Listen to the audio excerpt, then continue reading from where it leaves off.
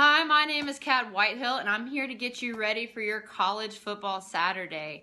I have three main storylines to talk about, all of which are not great news for the college football world.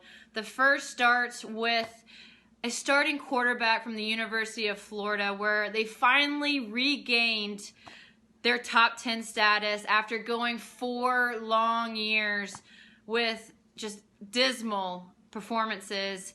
And Will Grier, the starting quarterback, got tested positive this week for PEDs, and he's suspended a full year.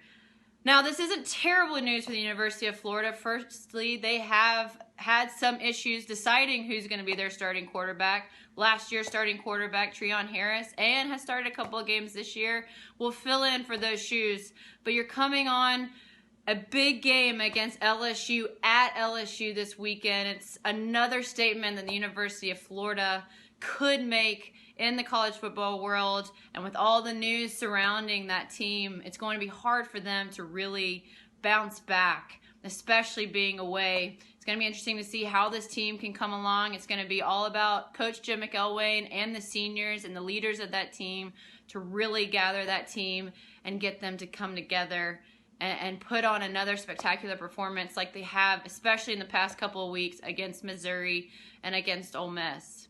Now, the second storyline is a sad one for a lot of different teams in college football, mainly for the University of South Carolina. The head ball coach has decided to resign at the University of South Carolina in the middle of the season, and a lot of people at first thought he was retiring.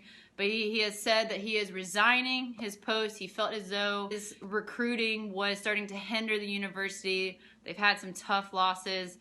They just can't seem to get the ball rolling, and so he decided to hand the reins off. While a lot of people think for someone like him to bail out on the team like that, it's poor form.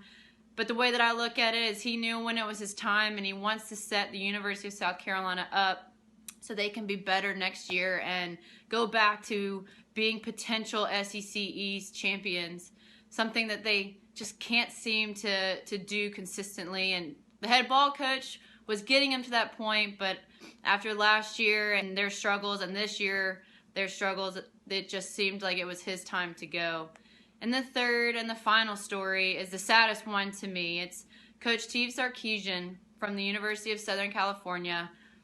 At first, decided to take an indefinite leave of absence because of substance abuse, and then the next day he was actually fired because a lot of other things have been found out that we don't know yet, but the university knows, and it was time for him to go. And that can never be easy for a team, but especially for Coach Sarkisian, who is dealing with something that a lot of people deal with, something that is difficult to overcome. So we hope only for the best for him and his family, and we hope for the best for USC as they are dealing with very, very difficult times right now. So looking forward to the weekend, I want to give you 3 main players to watch for this weekend. One, I've talked about, Treon Harris, the quarterback for the University of Florida. How will he step up? He's had experience, but recently he's been put on the bench. Will he step up for this University of Florida team going into Baton Rouge, into Death Valley, one of the most difficult places to play? Can he bring Florida to the victory and keep Florida with their top 10 ranking? The defense is going to be critical as well for Florida because they're one of the tops in the country.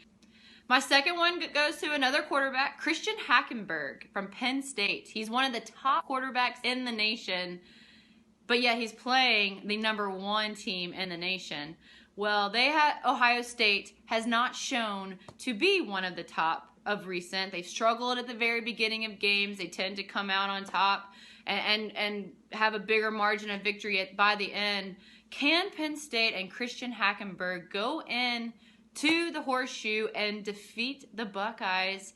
That's going to be an interesting game. Even though Ohio State is heavily favored in this match, I do think that Penn State and Coach James Franklin, one of the great up-and-coming coaches, could really give a shock to the people of Ohio State. So keep your eye out for that game.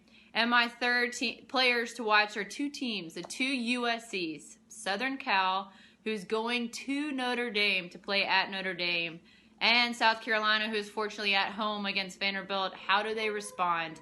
They have new coaches. They are dealing with a lot of news surrounding their program. That's all people will be talking about the whole time. How can these players come together and put at least a good performance on the field? And it would be even better if they win, but with all the news that's surrounding their teams, it's going to be a difficult task for these young football players. So that's you getting ready for this weekend. I hope you enjoy your Saturdays as much as I do. It starts at noon. It doesn't end until you go to sleep, which is hopefully at the end of every great football game that goes on. I love Saturdays, and I hope you enjoy them as well.